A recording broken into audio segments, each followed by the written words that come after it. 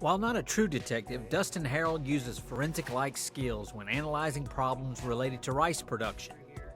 Whether working in a lab or in a field, Harrell is examining the evidence and looking for answers.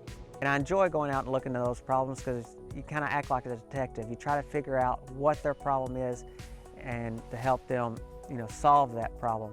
And even if you can't figure out what the problem is, typically it'll lead to new research ideas and areas of research. So it's really a fun process. One recent culprit was a widespread mystery malady that was causing significant yield loss and confounding many scientists who were on the case.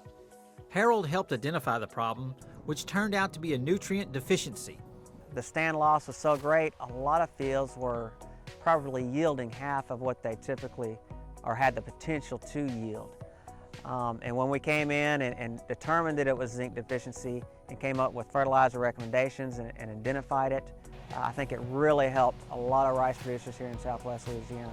Harrell has also done extensive work with rice stubble management related to the growing of a ratoon or second crop during the same production year. By using some of Harrell's recommendations, producers were able to grow one of the best ratoon crops ever this year.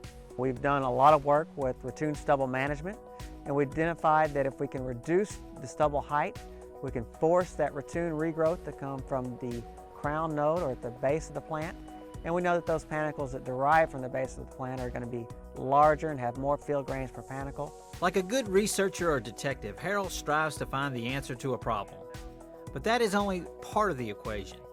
Another part involves seeing his work put into practice in rice fields across the state. Whenever I have a research project and we've come up with recommendations from that research, to see that actually being practiced in the Louisiana industry. And whenever you see something that you've had a direct impact on the industry, it's a really good feeling.